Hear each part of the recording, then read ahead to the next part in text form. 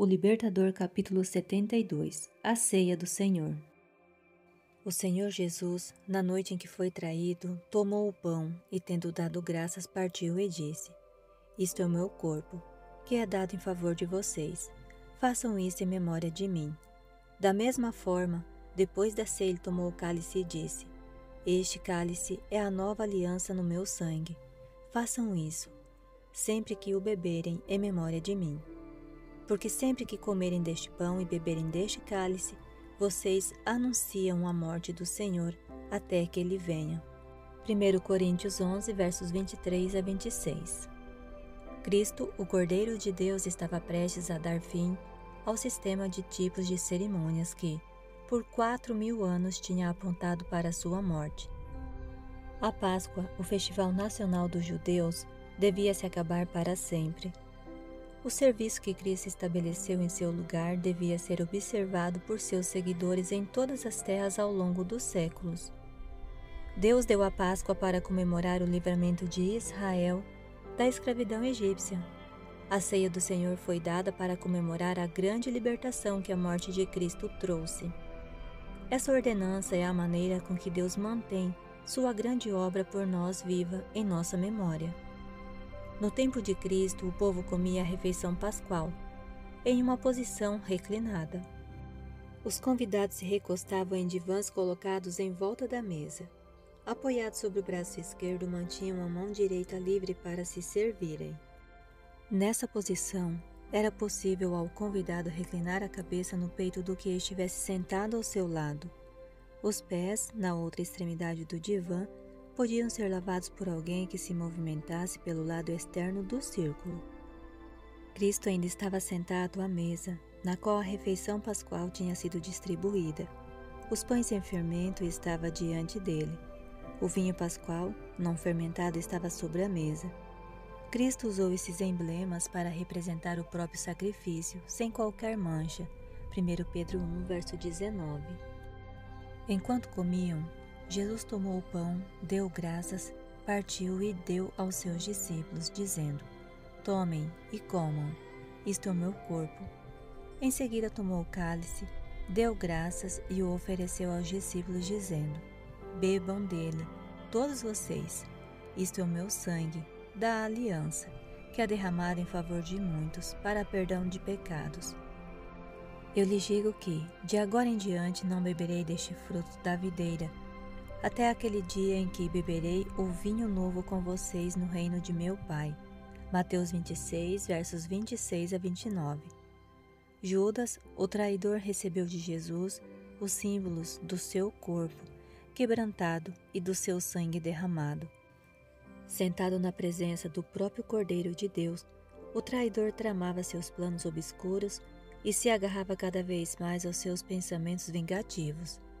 No lava-pés, Cristo tinha dado provas convincentes de que entendia o caráter de Judas. Nem todos estáis limpos, disse ele, João 13, verso 11. Agora Jesus se expressou mais claramente. Não estou me referindo a todos vocês. Conheço os que escolhi, mas isso acontece para que se cumpra a Escritura. Aquele que partilhava do meu pão voltou-se contra mim, verso 18. Até ali os discípulos não desconfiavam de Judas, contudo uma nuvem se formou sobre eles, prenúncio de alguma terrível calamidade. Enquanto comiam em silêncio, Jesus disse: Digo-lhes que certamente um de vocês me trairá, verso 21. Isso os deixou alarmados e confusos. Como poderia um deles trair seu divino mestre? Por quê? Perante quem?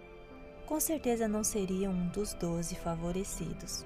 Ao se lembrarem do quanto eram verdadeiras suas palavras, o medo e a autoconfiança tomaram conta deles. Com dolorosa emoção, um após o outro diziam para ele: Com certeza não sou eu. Mas Judas ficou em silêncio. Finalmente João perguntou: Senhor, quem é? E Jesus respondeu: Aquele que comeu comigo do mesmo prato há de me trair. Mateus 26, verso 23. O silêncio de Judas atraiu o olhar de todos. No meio da confusão de perguntas e expressões de assombro, Judas não tinha ouvido as palavras de Jesus em resposta à pergunta de João. Mas agora, para desviar a atenção dos outros de si, ele disse como os outros: Com certeza não sou eu, mestre. Jesus respondeu solenemente: Sim, é você. Verso 25. Surpreso e confuso, ao ver seus planos expostos, Judas se levantou depressa e saiu da sala. Então Jesus disse: O que você está para fazer? Faça depressa. Assim que comeu o pão, Judas saiu, e era noite. João 13, versos 27 e 30. Verdadeiramente era noite para o traidor, quando, se apartando de Cristo, saiu para as trevas exteriores. Até dar esse passo, Judas não tinha ido além da possibilidade de arrependimento. Entretanto, quando deixou o seu Senhor e os companheiros discípulos, ele ultrapassou a linha limite. Jesus não deixou de fazer nada que pudesse ter sido feito para salvá-lo. Judas já tinha concordado 2 vezes em trair o Senhor, mas Jesus ainda deu a ele uma oportunidade para se arrepender.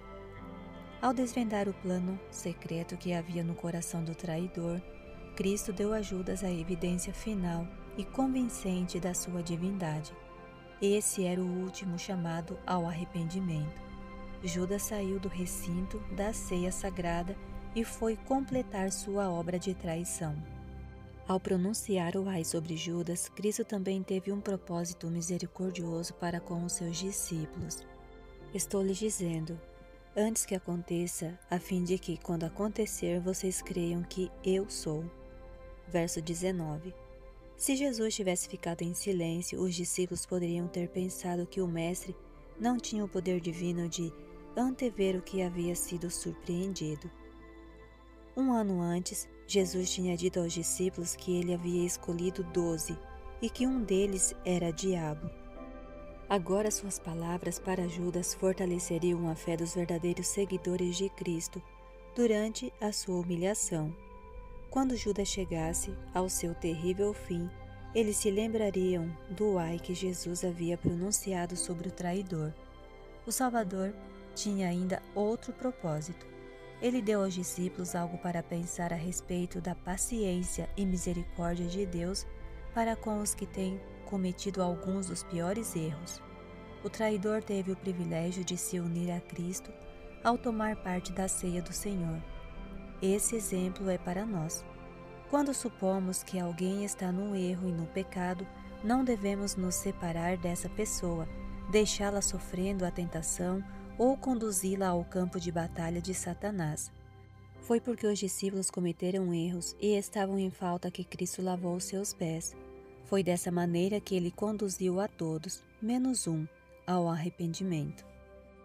O exemplo de Cristo proíbe exclusividade.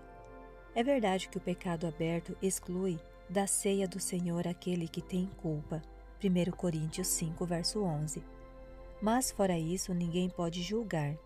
Quem pode ler o coração ou distinguir o joio do trigo?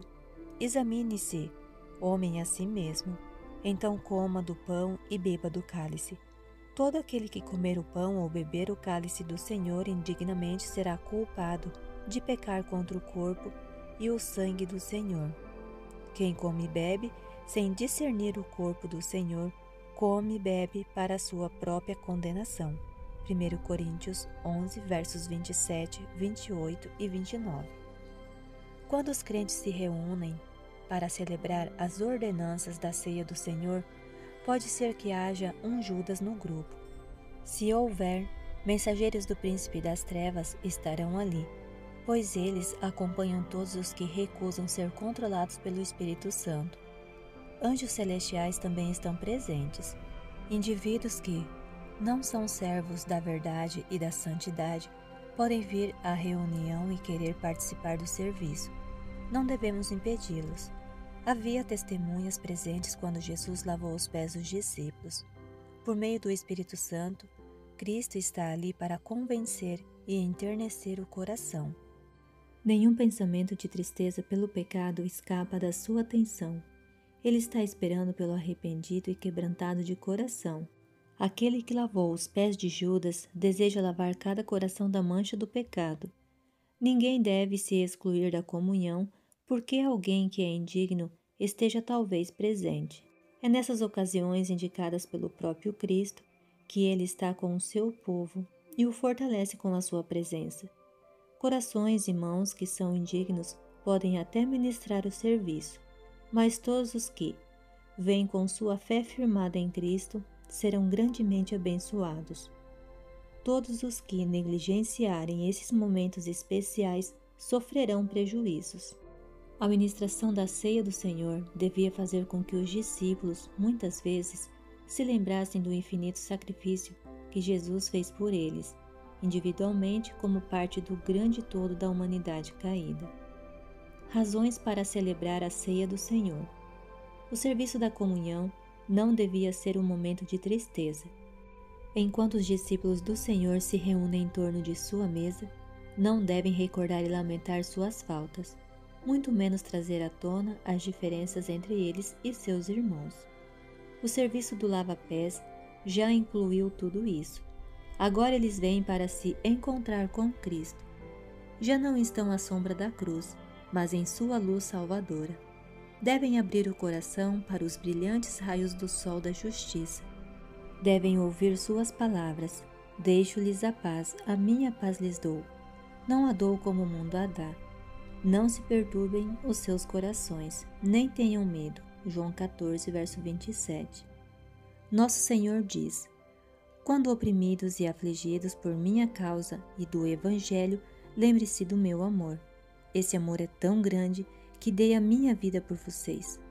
Quando os seus deveres parecem difíceis e os seus fardos pesados demais para carregar, lembrem-se de que foi por vocês que eu menosprezei a vergonha para sofrer a cruz. E o seu Redentor vive para interceder por vocês. O serviço da comunhão aponta para a segunda vinda de Cristo. Ele foi designado para manter essa esperança viva na mente. Porque sempre que comerem deste pão e beberem deste cálice, vocês anunciam a morte do Senhor até que Ele venha. 1 Coríntios 11, verso 26. Cristo instituiu esse serviço para que pudesse falar aos nossos sentidos sobre o amor de Deus. Não pode haver união entre nós e Deus a não ser por meio de Cristo. E nada menos do que a sua morte poderia fazer esse amor por nós ser eficaz. Somente por causa da morte de Cristo é que podemos olhar com alegria para a sua segunda vinda. Nossos sentidos precisam ser vivificados para compreender o ministério da piedade, para compreender mais do que ora compreendemos sobre os sofrimentos expiatórios de Cristo. O nosso Senhor disse: se vocês não comerem a carne do Filho do Homem e não beberem o seu sangue, não terão vida em si mesmos. Pois a minha carne é verdadeira comida e o meu sangue é verdadeira bebida. João 6, versos 53 e 55. Até mesmo esta vida terrestre, nós devemos à morte de Cristo. O pão que comemos vem à custa do seu corpo quebrantado, e a água que bebemos do seu sangue derramado.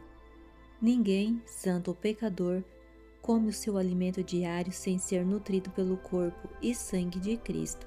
A cruz do Calvário está estampada em cada pedaço de pão e refletida em cada fonte de água. A luz que brilha daquele serviço de comunhão torna sagradas as provisões para a nossa vida diária. O alimento da família se torna igual à mesa do Senhor, e cada refeição um serviço sagrado. A respeito da nossa natureza espiritual, Jesus declara: todo que come a minha carne e bebe o meu sangue tem a vida eterna. Ao recebermos sua palavra, fazendo as coisas que ele ordenou, nos tornamos um com ele. Dize-nos Jesus: todo que come a minha carne e bebe o meu sangue permanece em mim e eu nele. Da mesma forma, como o Pai que vive me enviou, eu vivo por causa do Pai. Assim, aquele que se alimenta de mim viverá por minha causa. João 6, versos 54, 56 e 57. Quando a fé completa o grande sacrifício do Senhor, nós recebemos a vida espiritual de Cristo. Cada serviço de comunhão forma uma conexão viva para ligar o crente a Cristo e por meio dele ao Pai. Quando recebemos o pão e o suco de uva simbolizando o corpo quebrantado de Cristo e o seu sangue derramado em nossa imaginação, presenciamos a luta que nos permitiu ser reconciliados com Deus. O Cristo crucificado é levantado entre nós. O pensamento do Calvário desperta emoções vivas e sagradas em nosso coração. O orgulho e a adoração própria não podem florescer no coração daquele que mantém frescas na memória as cenas do Calvário.